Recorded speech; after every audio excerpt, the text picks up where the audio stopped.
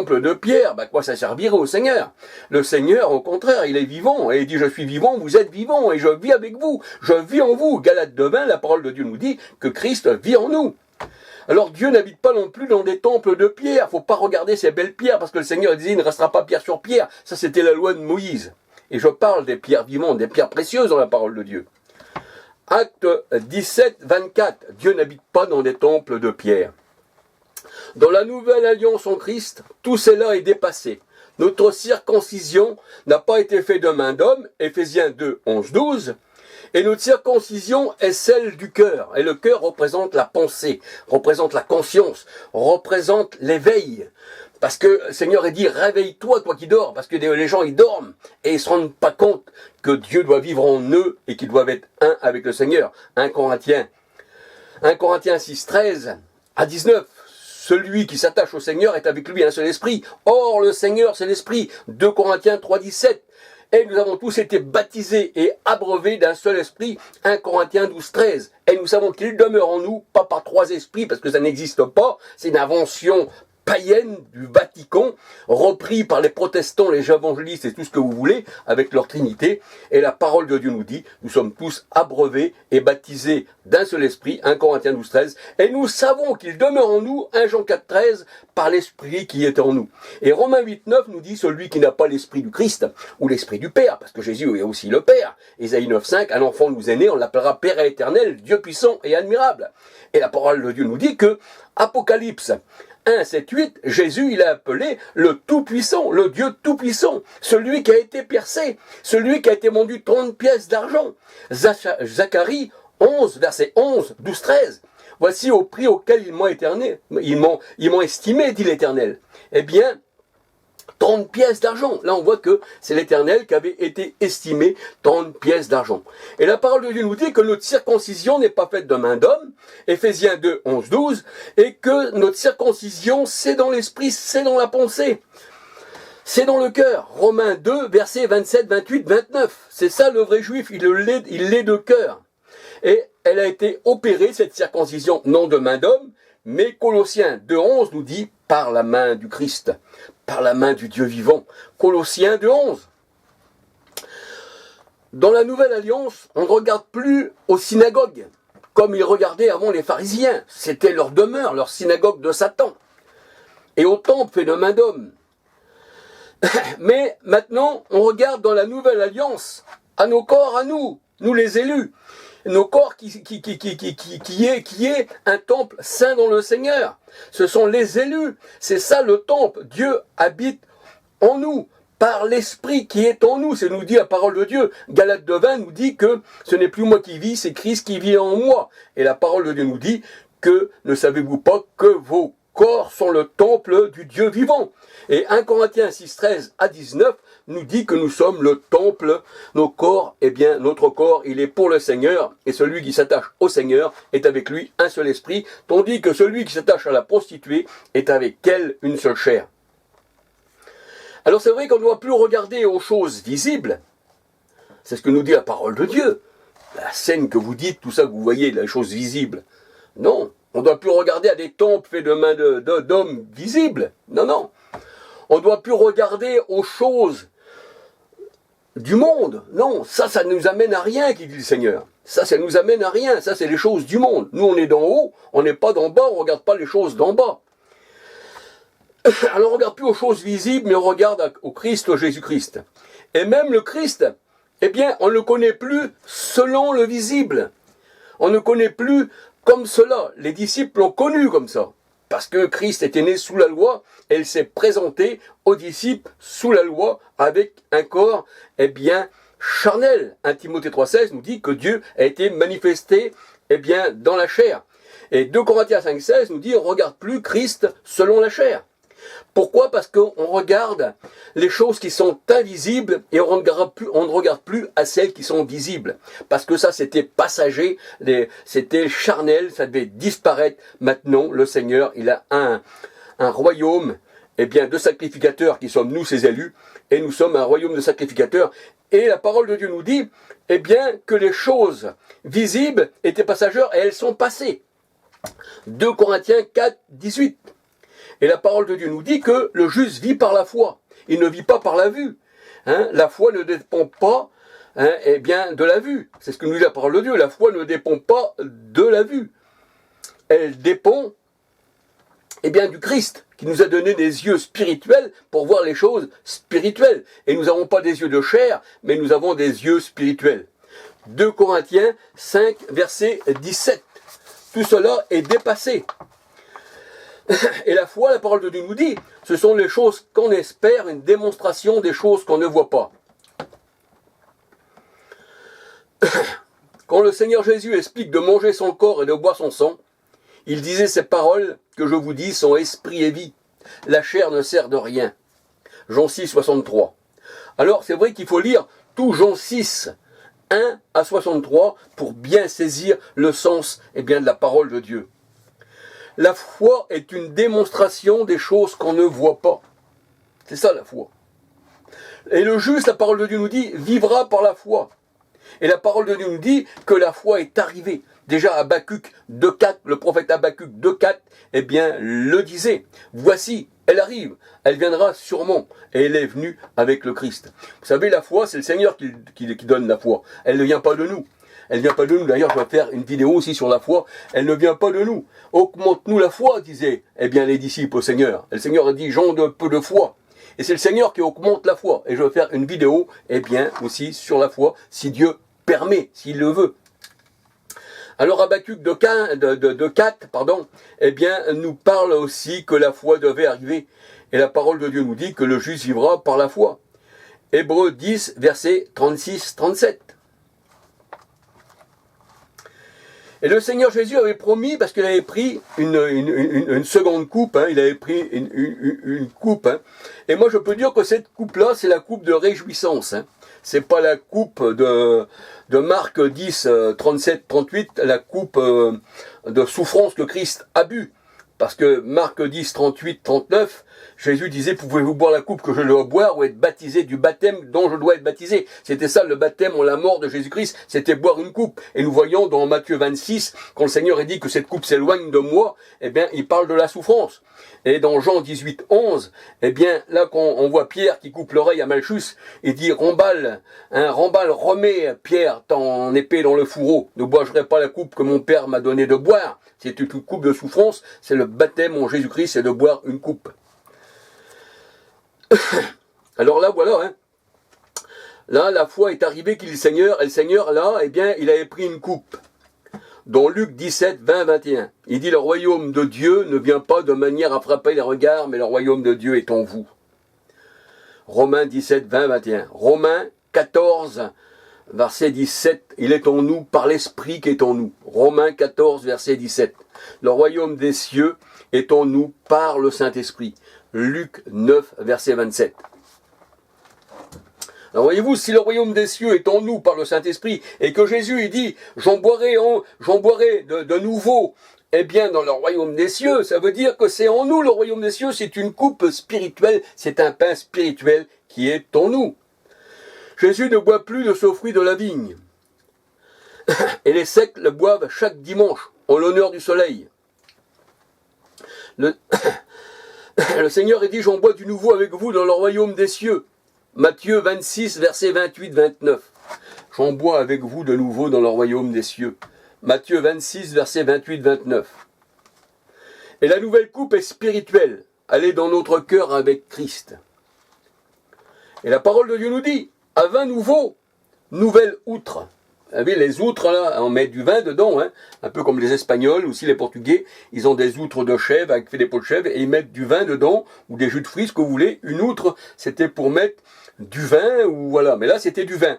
Et c'est vrai que le Seigneur, il dit, à outre nouvelle, un nouveau vin, puisque c'est une nouvelle alliance, c'est un nouveau vin, une nouvelle alliance, donc il faut une outre neuve, un homme nouveau, pour pouvoir, contenir ce vin, ce sang précieux, qui est Christ, et ce pain qui est Christ. À vin nouveau, nouvelle outre. Matthieu 9, verset 17, et Marc 2, 21, 22. Le vieux vin était la loi de Moïse. Et les enfants d'Israël, qui étaient, eux, une vigne, et leur vigne, eh bien, était de Sodome et leur terroir de Gomorrhe. Leurs raisins étaient empoisonnés et c'était du venin de vipère, c'est ce que nous dit la parole de Dieu. Deutéronome 32, versets 32 à 39, Apocalypse 11, verset 8, la ville, voici, eh bien, c'est Sodome, hein, c'est l'Égypte, Apocalypse 11, verset 8, et Galates 4, 21 à 31, c'est le mont Sinaï, c'est la femme adultère, c'est la chair, c'est le vieux vin que le Seigneur, eh bien, a rejeté et qu'il a enlevé la vigne. Et ça s'appelle, eh bien, ce vieux vin, Israël selon la chair, et c'est aussi pour le monde. 1 Corinthiens 10, verset 18. Ça, c'est la chair. Et la parole de Dieu nous dit que, dans Jean 15, verset 1, que Jésus est la vigne. Et quand Jésus disait, eh bien, la vigne sera confiée à d'autres, ça veut dire que c'est le Christ qui est confié, enfin pas confié parce qu'il ne se confie pas, ah non, mais c'est le Christ, eh bien, qui fait partie de la nouvelle alliance avec tous ses élus qu'il a rassemblés en un seul corps. Jean 11, 52. Et il dit, voici, eh bien, la vigne, là, hein, vous êtes attachés au sermon. Hein, celui qui n'est pas attaché au sermon, eh bien, le Seigneur, il dit, à la vigne, hein, comme les sarments sur la vigne, eh bien, le Seigneur, il dit, il les retranche et il les brûle. Et il dit, sans moi, vous ne pouvez rien faire. Donc, on est rattaché à Christ. Il est notre vigne, il est la nouvelle vigne, voyez-vous. Et cette vigne-là, eh bien, les pharisiens, les sadducéens, le monde entier ont rejeté cette vigne pour aller boire, eh bien, au plomb de Sodome et Gomorrhe, au plomb de l'Égypte. Et c'est pour ça que le Seigneur, il dit, eh bien, Apocalypse 11, 8, eh bien, cette ville-là, Apocalypse 17, 5, 18, cette grande ville, eh bien, c'est l'Égypte. Parce que pourquoi? Elle a agi comme les Égyptiens. Et le monde entier, pour le Seigneur, eh bien, c'est l'Égypte. Et quand il dit, je vous ai fait sortir d'Égypte, ça veut dire qu'il nous a fait sortir du monde.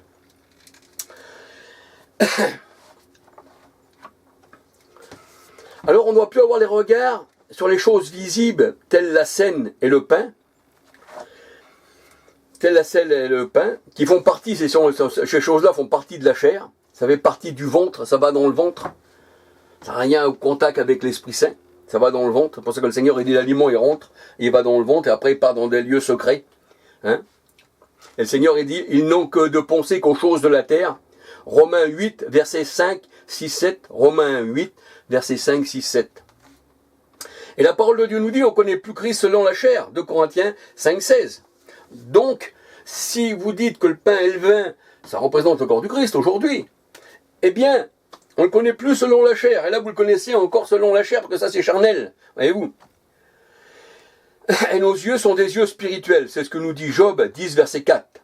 La parole de Dieu nous dit que l'évangile est caché à ceux qui sont dans les sectes. Ben oui, les pharisiens, les sadducéens, tout cela, témoins de Jéhovah, enfin toutes les sectes du monde, tout ce qui a été bâti par un homme, dont le sang, les guerres de religion, eh bien tout cela, c'est un homme qui a fait ça. Et le Seigneur, il dit, tous ceux qui sont rattachés à ça, eh bien, avec la grande prostituée, 1 Corinthiens 13 à 19, 1 Corinthiens 6, 13 à 19, nous dit que celui qui est attaché à la grande prostituée fait plus qu'un avec elle. Mais celui qui est attaché au Seigneur, eh bien, ne forme plus qu'un seul esprit avec lui. Et la parole de Dieu, elle dit, eh bien, il y a un voile sur les yeux des sectes, un voile sur les yeux du monde. Et ils ne connaissent pas la splendeur du Christ. Ils sont étrangers à sa vie, à ses révélations, et ils ont un voile sur les yeux. Mais comme on sort des sectes, des religions du monde, eh bien, quand on se tourne vers le Christ, eh bien, la parole de Dieu nous dit, le voile est ôté. 2 Corinthiens 4, 3 à 6. 2 Corinthiens 4, 3 à 6. 2 Corinthiens 3, versets 11 à 18. Et la parole de Dieu nous dit, ce n'est pas un aliment, c'est-à-dire ce n'est pas le pain et le vin charnel qui nous rapprochent de Dieu. Un aliment ne peut rien. Soit qu'on en mange, on n'a rien de plus, on n'en mange pas, on n'a rien de plus. Le royaume de Dieu n'est pas le manger et le boire. Romains 14, verset 17. 1 Corinthiens 8, verset 8. Le Seigneur Jésus-Christ étant né sous la loi de Moïse, Galates 4, 4, afin de racheter ceux qui étaient sous la loi, Galates 4, 4, 5. Et le Seigneur, il a accompli toute la loi. Luc 2, verset 21. Il a été circoncis le 8e jour et présenté, eh bien, au Seigneur, c'est-à-dire au Seigneur, parce que Jésus est né comme un homme, donc il a été bébé selon la chair, donc étant bébé, à l'âge de 8 jours, il a été présenté, eh bien, au Seigneur, selon la loi. Luc 2, je vous invite à lire Luc 2, versets 21, 22, 23, 24, 27, 39. Luc 2, versets 21, 22, 23, 24, 27, 39. Et la loi, la parole de Dieu nous dit, eh bien, elle était pour les Juifs, selon la loi. Romains 3, 19, 20. Romains 3, 19, 20, 21. Romains 3, versets 19, 20, 21. Et les païens, qui n'étaient pas sous Moïse, la parole de Dieu nous dit que eux qui n'avaient pas péché de cette manière, qui n'étaient pas des Juifs, eh bien Jésus est venu aussi pour eux. Romains 4, verset 14. 1 Corinthiens 15, verset 21. Et Romains 2, verset 14, 15. Voilà, voyez-vous. Donc,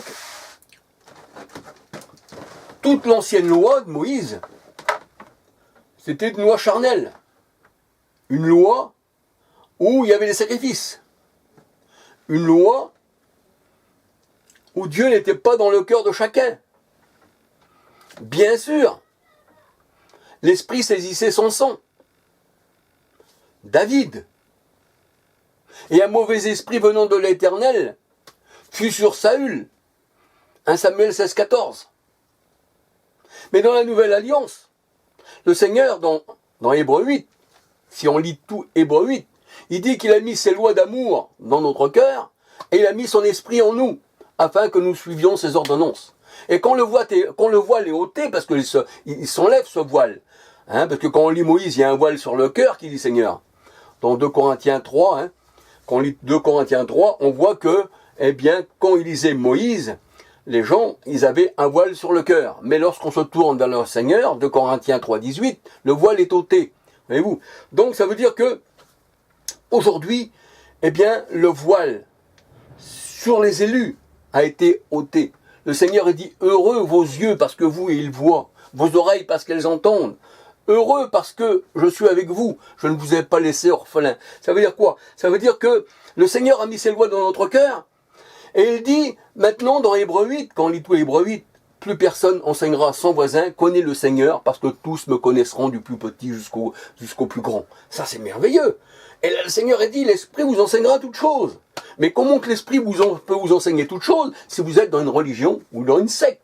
Paul n'a jamais été enseigné du Seigneur, puisqu'il était au pied de Gamaliel, docteur de la loi, et la loi l'emmenait à la mort. Il luttait contre Christ, contre ses... Quand on lit Acte 9, tout Acte 9, et quand on lit Acte 22, la vie de Paul, il explique tout ça. Il dit alors, je n'étais un ignorant, je ne savais pas. Mais il dit, quand il a plu de celui, eh bien, de me mettre à part quand le jour est venu, parce que j'étais destiné avant que le monde soit, j'étais aussi un élu, eh bien, le Seigneur a fait de moi un homme nouveau. Et il dit, maintenant, tout ce que j'avais appris des pharisiens, c'est-à-dire des sectes, on peut dire, hein, du monde, des témoins de Jéhovah, des baptistes, des anabaptistes, des catholiques, de tout ce qui sort des catholiques, et j'en passe, et les sectes arrivent encore de jour en jour, eh bien, on peut dire que Paul, il regarde aussi tout cela comme de la boue. C'est la boue, ça, voyez-vous. Un élu ne peut pas choisir, il est élu avant qu'il soit né. Il ne peut pas choisir après une religion qui est venue 1500 ans après Christ. Non. Ça veut dire que les disciples, alors, ils étaient sans vie. Alors, le Christ, il aurait dû dire, bah attendez, hein, il va arriver une religion, on l'appellera pentecôtiste, assemblée de Dieu, baptiste, témoin de Jéhovah, musulman, et c'est ça. Non. Le Seigneur, il dit qu'il est lui-même la lumière, et il est venu afin que ses enfants aient la vie en abondance. C'est ça le spirituel. Le spirituel n'a rien à voir avec le charnel. Eh oui, eh oui. C'est quoi qui me fait vivre? Regardez en moi. Ouvrez-moi si vous pouvez. Un docteur, quand il ouvre une personne, qu'est-ce qu'il voit? Des nerfs, de l'eau, du sang. C'est le spirituel qui fait vivre le charnel. Mais la chair ne sert de rien. Faute d'esprit, le corps est mort. Jacques 2,19 nous dit que si l'esprit n'est pas en nous, eh bien le corps, lui, il retourne à la terre. Et l'esprit aussi. Eh bien, le Seigneur, c'est pour ça qu'il dit l'homme spirituel retourne à Dieu, hein, à Dieu, parce que c'est un enfant de Dieu. Mais il dit l'homme charnel retourne à la terre. Tu es terre et tu retourneras à la terre. Mais il dit nous sommes les enfants de Dieu. Notre demeure est en haut, elle n'est pas en bas dans la terre. Voyez-vous? Alors aujourd'hui, je vous ai parlé comme ça encore, parce que ça m'est venu à l'idée comme ça de vous parler. Mais c'est sûr qu'il faut toujours regarder dans les Écritures pour savoir si c'est exact. Ne donnez pas foi à tout esprit, dit le Seigneur. Éprouvez les esprits pour savoir s'ils viennent de Dieu. 1 Jean 4, 1 à 6. 1 Jean 4, 1 à 6. Il ne faut pas dire, ah oui, oui, c'est vrai, c'est ça, ça. Non, non, non. Il faut toujours que ce soit l'esprit qui convainc. Mais le Seigneur, qu'est-ce qu'il dit dans sa parole? Celui qui vous écoute m'écoute, mais celui qui vous rejette me rejette. C'est normal, puisque nous sommes le temple de Dieu. Et la parole de Dieu, elle dit, ce n'est plus moi qui vis, c'est Christ qui vit en moi. Et le Seigneur le disait, celui qui vous écoute m'écoute, celui qui vous rejette me rejette. Mais si vous étiez du monde, on vous écouterait. Parce que vous n'êtes pas partie du monde, parce que les gens ne sont pas spirituels, parce qu'ils aiment bien plutôt écouter les choses charnelles, et ils sont foules dans la maison de la grande prostituée. Eh bien, le Seigneur, il dit cela, eh bien, on les écoutera. Et ça, c'est une foule, c'est la grande porte de la perdition. C'est le grand Goliath qui veut se battre avec le petit David, qui le petit David était vainqueur. Ah oui, ça représente la grande porte et la petite porte. Alors voilà, je vous ai parlé de cela, parce que je vais partager. Mais Seigneur veut, je parlerai aussi de la foi et de la croyance. Si le Seigneur permet. Vous savez, je me laisse guider par la parole de Dieu. Des fois, je vais faire une vidéo, mais je sens que ça vient. C'est pas le moment. Alors, le Seigneur, il me donne un moment où je peux parler, parce que tout vient de lui. Sinon, je veux pas déplaire à la parole de Dieu. Et vous, toujours se laisser guider. Et vous, même la parole de Dieu nous dit dans Acte 16, 6, 7, eh bien, l'Esprit permettait pas aux disciples d'aller dans tel et tel endroit. Voyez-vous.